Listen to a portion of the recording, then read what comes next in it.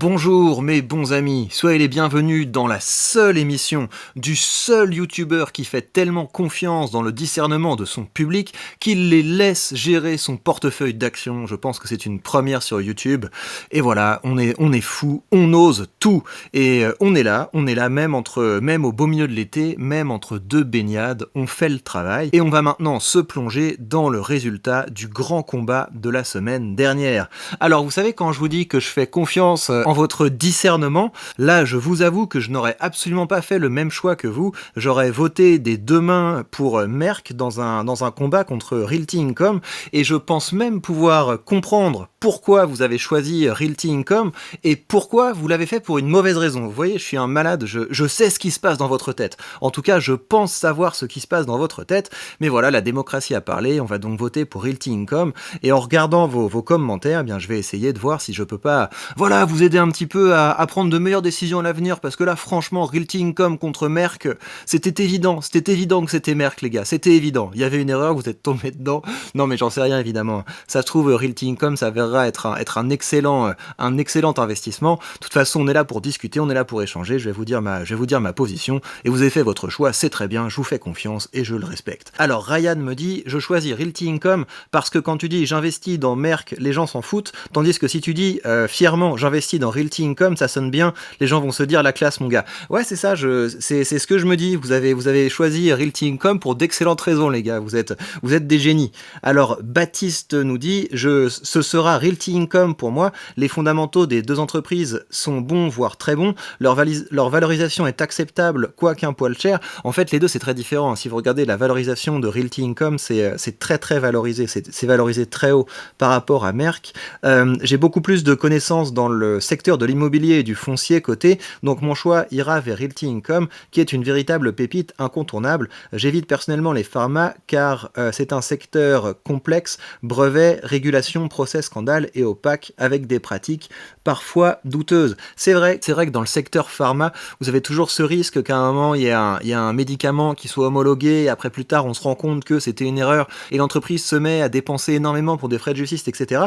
Ça arrive pas avec toutes les boîtes. Il y en a une qui est souvent sur la sellette, c'est Johnson & Johnson. Johnson & Johnson, c'est une entreprise qui a pas mal de procès. Merck, je suis pas certain qu'elle ait des procès de ce genre, mais il faudrait que je vérifie.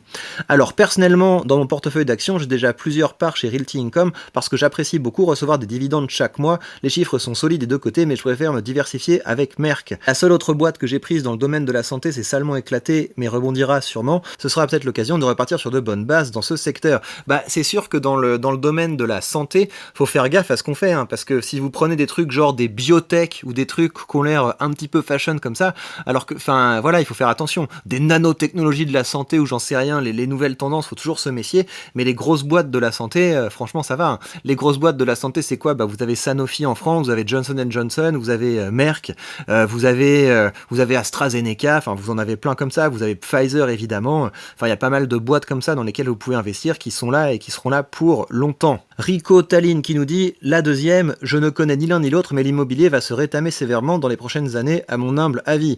Ben, on regardera cette prédiction. C'est pas impossible qu'avec un contexte où les taux se relèvent, ce soit plus compliqué pour le marché de l'immobilier, mais en vrai, l'immobilier, c'est un secteur qui est quand même super solide, qui a une excellente capacité à traverser les crises, parce que, à la limite, quand vous faites de la spéculation immobilière, donc à savoir investir dans des projets, t'inquiète, ça va être en bord de mer, etc.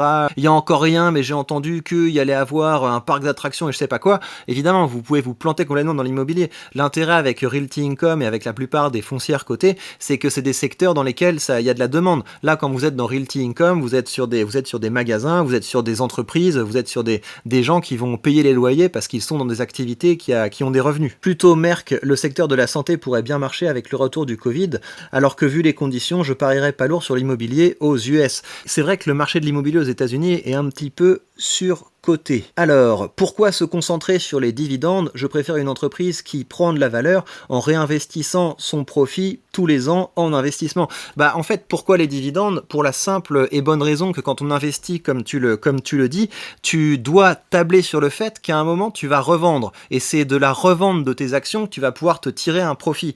Moi je préfère largement ne pas faire le pari que le moment où je voudrais commencer à vivre de mes investissements, ce sera un bon moment pour vendre. Je préfère acheter des entreprises qui, d'une part, augmentent la valeur de mon capital, et d'autre part, me versent un dividende croissant. Des boîtes comme Apple, des boîtes comme Microsoft, c'est des boîtes qui vont continuer de grandir, et surtout qui vont avoir un dividende qui va s'apprécier beaucoup. Donc je trouve que c'est beaucoup plus intéressant et beaucoup plus sûr de se focaliser sur des boîtes à dividendes, parce que sinon, encore une fois, imagine le moment où tu prends ta retraite et tu veux commencer à vendre des parts de tes boîtes, bah le marché s'écroule. Tu fais quoi? Bah voilà, c'est le bec dans l'eau, mon ami. Donc c'est pour ça que la stratégie à dividende est quand même plus intéressante.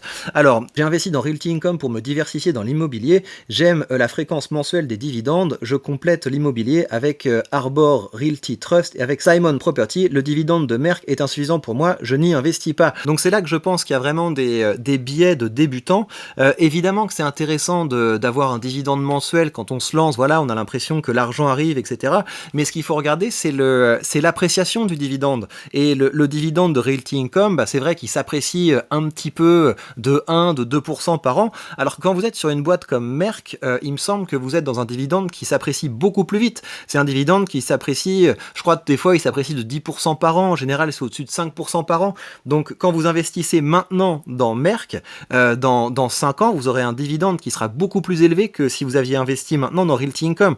Il ne faut pas seulement regarder le rendement du dividende, il faut regarder la vitesse à laquelle il s'apprécie. Et c'est vrai qu'au début de mon parcours dans l'investissement, si on m'avait dit Merck versus Realty Income, j'aurais regardé Realty Income, ça tombe tous les mois, on a un rendement aux alentours de 4,5%, alors que Merck, ça tombe tous les 3 mois et on a un rendement aux alentours de 3,5%. Realty Income, c'est beaucoup plus intéressant. Sauf que voilà, 5 ans plus tard, on a un dividende qui s'est beaucoup plus apprécié chez Merck. C'est pour ça que je pense qu'il y a un biais de débutant dans votre choix, les gars. Alors je regarde si sous la vidéo, il y avait également des commentaires. Alors Chris of Paris qui dit Merck m'attire nettement plus en termes d'activité, la santé avec le cancer, la biotech, la R&D forte, versus l'immobilier qui est a priori très tradi. Le second me fait un peu peur avec les nouvelles pratiques de consommation. Effectivement, on pourrait se dire qu'avec Realty Income, quand vous avez quand même beaucoup de magasins dans votre portefeuille de immobilier, c'est vrai qu'avec le shopping en ligne et tout, c'est peut-être pas très porteur. Alors quoi d'autre? Il y a Spirit64 qui nous dit investis dans les EHPAD et tu fais d'une pierre deux coups. Alors le problème c'est que les EHPAD c'est quelque chose, à chaque fois on dit oui, l'économie, argent, la silver economy, etc. Il y a effectivement des foncières qui vous permettent d'investir dans les EHPAD.